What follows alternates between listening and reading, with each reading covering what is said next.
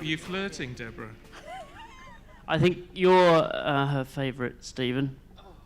We watch you on the morning news at Friday, Saturday, Sunday. Well, I know you've had my Gillian here. We've had you both. We've had you both here. I know she had a great time, and she is the bane of my life, ladies and gentlemen. She drives me absolutely insane, but I love her all the same for it. Anyway, on to business, James. Yes. Look, you're the boss now. Of CDN? Yeah. Yes. Well, actually, Deborah's the boss. Well, share it. Yes. But that means then, in terms of CDN, and in terms of how Diamond xChange works and all these issues, you've got to presumably have a plan. Yes. Which is? We have a plan, don't we, Deborah? We have a plan. Yes, I should talk. In coming into this role, first of all, I think I need to thank John McVeigh, who led it so ably and effectively sort of birthed Project Diamond over his tenure. And he wasn't in it for 2 years. I think he was in it for 4, but he did ever so well. So I'm following in some big footsteps there. But my priorities for my tenure, next couple of years, I've got 3 priorities. First of all, to drive a step change in the level of engagement with Diamond. I think it's off to a solid start, good engagement, but I think I want to drive a step change with people engaging with the system, engaging with the poll, and sharing their data. That's number 1. Number 2 is we're going to deliver on this doubling disability pledge that we've made. And we've got probably 18 months, 2 years to live up to that pledge. And we have Diamond data that will allow us to determine whether we've been successful or not. So that's number 2.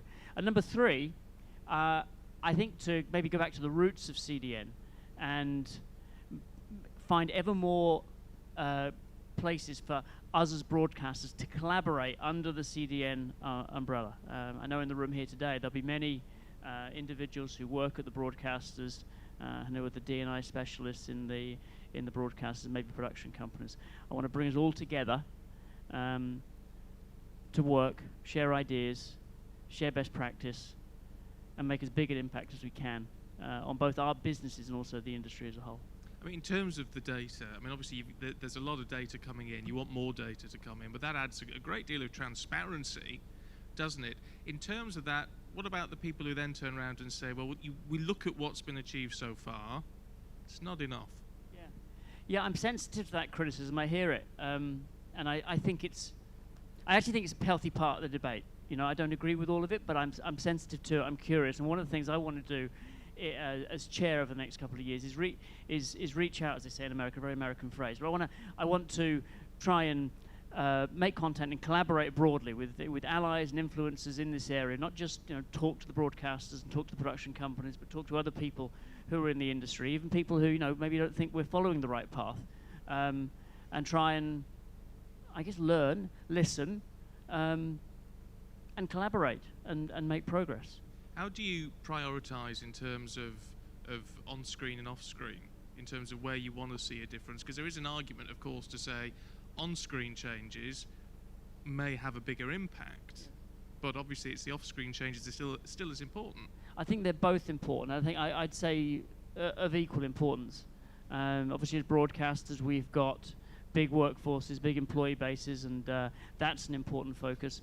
But a lot of our work is done partnering off-screen with production companies that give us the content that ends up on the screen.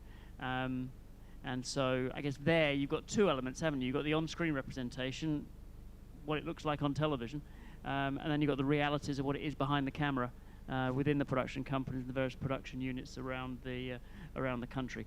I don't think one's more important than the other. I think if you look at the data that we have so far from Diamond, it suggests that we're making good progress, I think, on screen. Less so, more challenges off screen around representation, particularly in BAME and disability. I think what's coming through in the data generally is this, and also the other data like the Ofcom data that's gathered, and one of the big things coming through is the insufficient levels of representation of diverse groups within the senior decision-making ranks of the industry. So when I hear criticism, I hear sort of cynicism and pointed at the broadcasters, suggesting that there's lots of warm words and little action.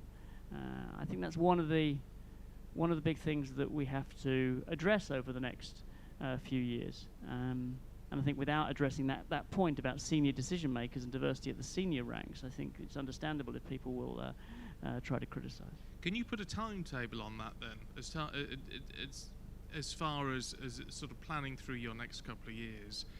Is there even a way to put a timetable on that? And I say that only because we actually bizarrely had the Sky gender data through this morning, and obviously again it's senior management tend to be men, and that's where the biggest issue lies.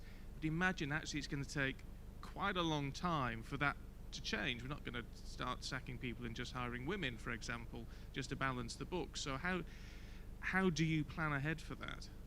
Yeah, I think that within our organisation at Viacom, we set ourselves a target of reflecting modern British society on screen and off screen.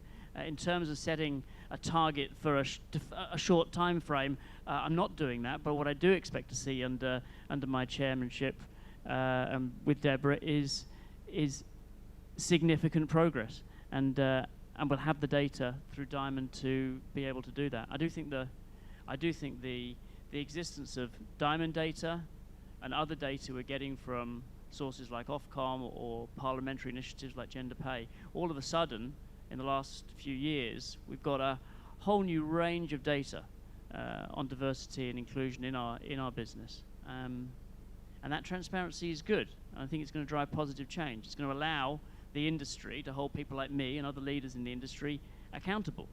And I can only speak for Viacom, but I know now, at Viacom, diversity and inclusion has always been a top priority, but now more than ever before.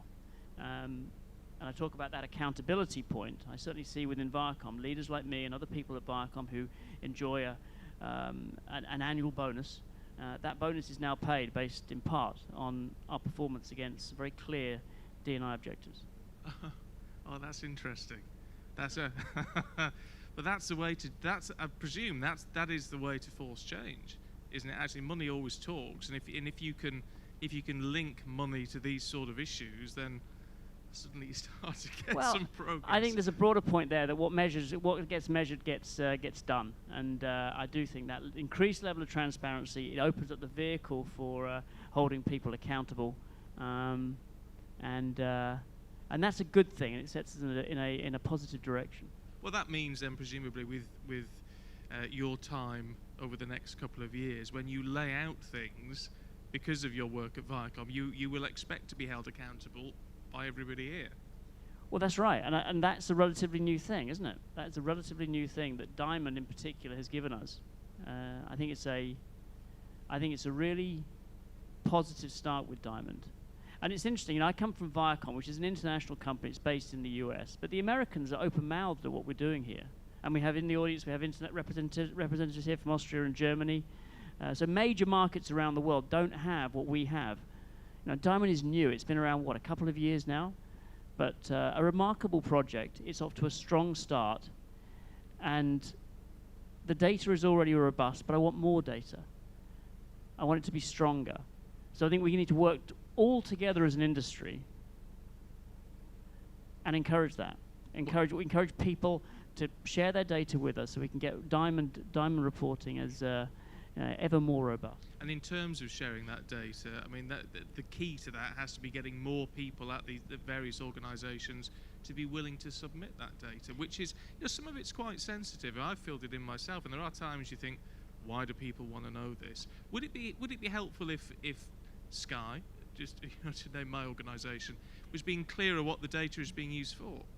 Yeah, I do think there's clearly when you're asking. I mean, we're all very sensitive now, aren't we, to privacy and really understanding the importance and the importance of data. It's definitely a responsibility. It's one of our pledges to the people who support and participate in Diamond that we will protect their data, and that's critically important. It came up earlier in the discussion this afternoon, the idea around program level granting publishing program level data on Diamond and the dangers that presented in terms of I guess, breaching that agreement that we have with participants. But yes, it's key that we, the broadcasters, the production companies, and everybody in the industry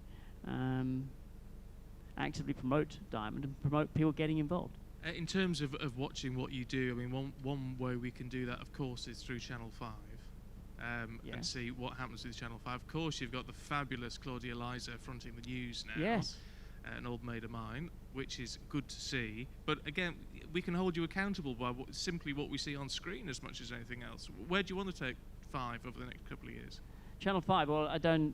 Channel 5 has had. We've owned it for 5 years now, and I think you'll agree, and hopefully there are viewers in the audience, and you'll agree that it is a different channel today than it was the one that we acquired from Richard Desmond 4 or 5 years ago. That's both in terms of, I think, where it is on D&I, but also where it is in terms of what's on the channel. So we're delighted. I think we've been very fortunate at Viacom. We had the wonderful Ben Frau as our director of programs, and he's really driven a creative renaissance at Channel 5. And he personally takes a very active interest and enthusiasm for diversity and inclusion. He has made his commissioners accountable for making sure that every show they bring to him to Greenlight, diversity is considered in the programming, both on screen and off screen. And now with Diamond, we've got the data that we can, once all is said and done and the show is in the can and we're ready to go, we can go back to the production company and have a retrospective discussion as how they performed against their pledges to consider diversity and inclusion in their production. Okay, we are out of time. James, It really, says time up. Time's up. it does say time up. Can I just point out that in terms of Channel 5, I think a show with me and Gillian Joseph would in fact between us tick 4 of your boxes. Let me just say. So bear that in mind. Well, thank you very much. James, really good to see you. Thank you. Thank you, Stephen. Thank you very much.